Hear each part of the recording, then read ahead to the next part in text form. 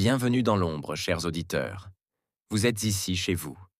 Ici, on explore la frontière floue entre la fiction, le mystère et le réel.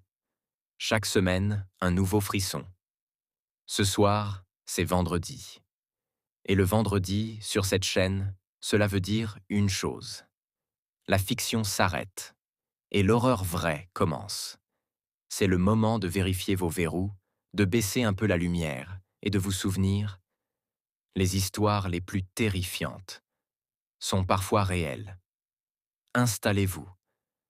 Voici l'histoire vraie qui a inspiré un cauchemar. Tout commence un lundi après-midi, étonnamment doux pour un mois de février. Le 13 février 2017, à Delphi, une petite ville tranquille de l'Indiana. Deux adolescentes, Libby German, 14 ans, et Abby Williams, 13 ans, sont déposées au départ d'un sentier pour une balade. Leur destination, le Monon High Bridge, un vieux pont ferroviaire abandonné, immense, suspendu au-dessus du ruisseau Deer Creek. Un lieu connu des jeunes du coin, parfait pour poster des selfies, pour rêver, pour jouer à se faire peur. À 14h07, Libby prend une dernière photo d'Abby avançant sur le pont. Un instant d'amitié, de liberté, et sans le savoir, leur dernière trace. Quelques minutes plus tard, leurs téléphones se taisent. Quand le père de Libby revient les chercher, il ne trouve personne. L'inquiétude monte. La nuit tombe. Et la peur s'installe. Des dizaines de bénévoles, de policiers, de voisins se lancent dans une recherche désespérée à travers les bois, les berges, les sentiers. Le lendemain, mardi, la nouvelle tombe. Deux corps sont découverts dans une zone boisée, à moins d'1 kilomètre du pont. Mais ce qui rend cette histoire encore plus glaçante, c'est ce que l'une d'elles a eu le courage de faire. Libby German, consciente du danger, a eu le réflexe de sortir son téléphone et d'enregistrer. Grâce à elle, la police a récupéré la preuve du monstre. Mais ils n'ont pu révéler que quelques fragments. D'abord, une photo floue. Un homme marchant vers elle sur le pont. Mains dans les poches. Tête baissée. Démarche lourde. L'image est trouble, mais bien réelle. On le surnommera vite Bridge Guy, l'homme du pont. Puis, quelques secondes d'un enregistrement audio. Dans le silence de la forêt, une voix rauque, autoritaire, prononce 3 mots. Down the hill. Descendez la colline.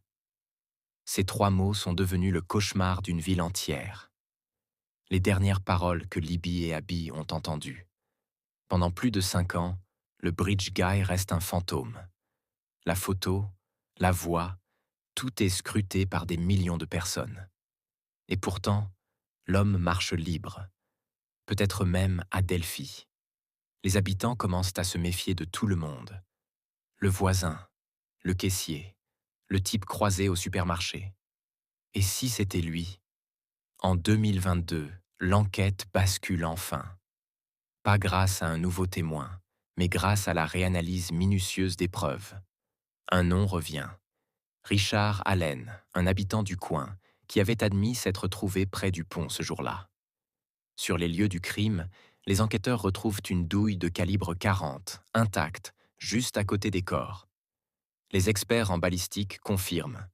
Cette munition correspond à une arme retrouvée chez Allen, un Sig Sauer. Puis les révélations tombent, insoutenables. Les procureurs confirment. Les fillettes ont été tuées à l'arme blanche, leur gorge tranchée. Et dans sa cellule, Richard Allen parle. Des confidences à sa femme, à d'autres détenus, des lettres écrites de sa main. Il avoue.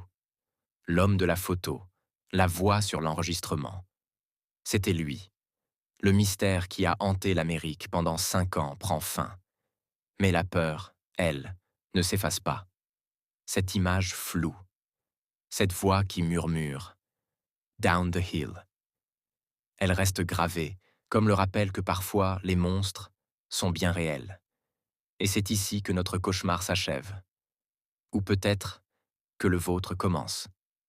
Dites-moi, auditeur, quel détail vous a glacé le plus? D'ici là, Restez prudents. Gardez vos portes verrouillées, vos lumières allumées.